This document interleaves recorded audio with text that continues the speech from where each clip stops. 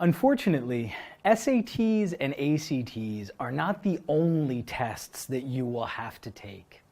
As an international student, you will also have to take tests to demonstrate your English language proficiency, how good your English language skills are. There are many English language tests available, but the two tests that are accepted by most U.S. colleges and universities are the TOEFL and the IELTS. So we're going to focus on them during this discussion. For the most part, everything that we said about the SATs and ACTs is the same for the English language tests. One big difference with English language tests is that they are only testing one thing: your English language abilities. Although it's not just your English, but really your academic English. Academic English skills are those necessary to read textbooks, listen to lectures, write research papers, and even present to a class. Generally, they're the skills needed to succeed in college.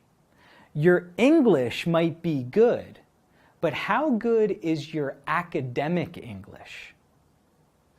Universities have set score requirements based on the level of English skills required to succeed at that university.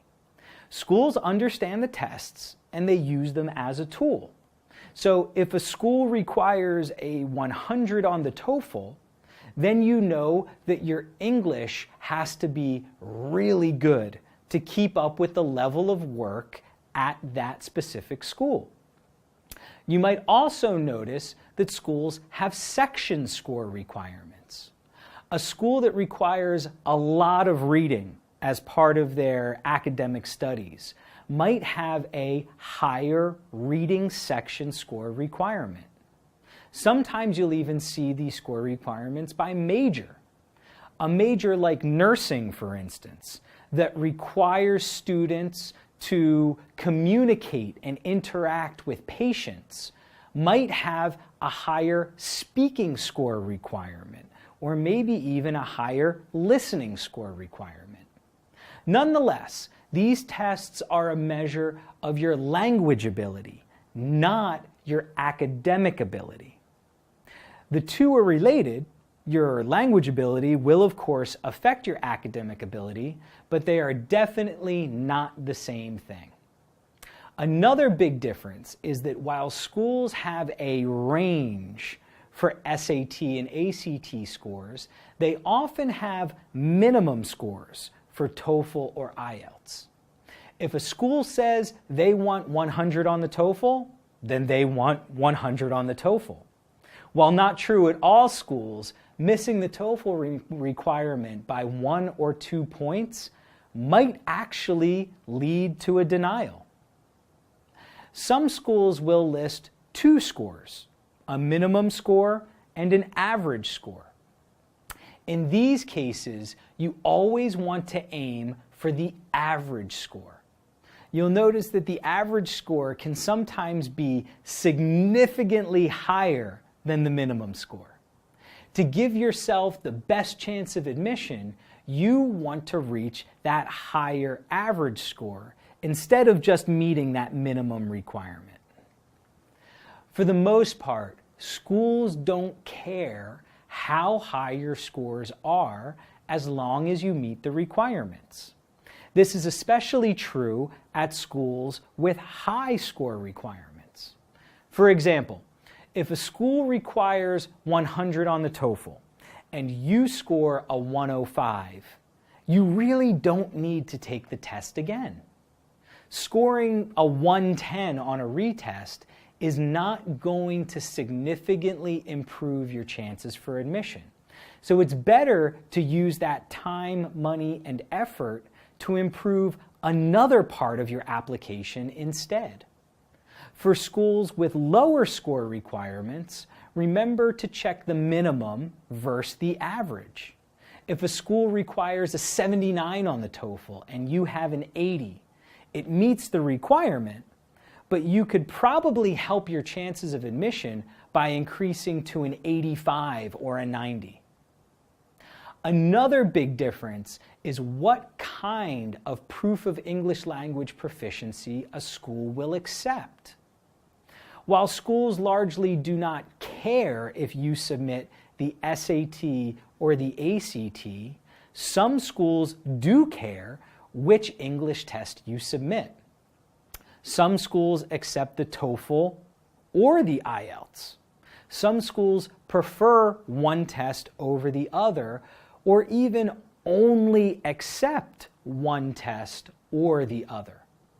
Some schools will even waive these test requirements based on other qualifications in your application.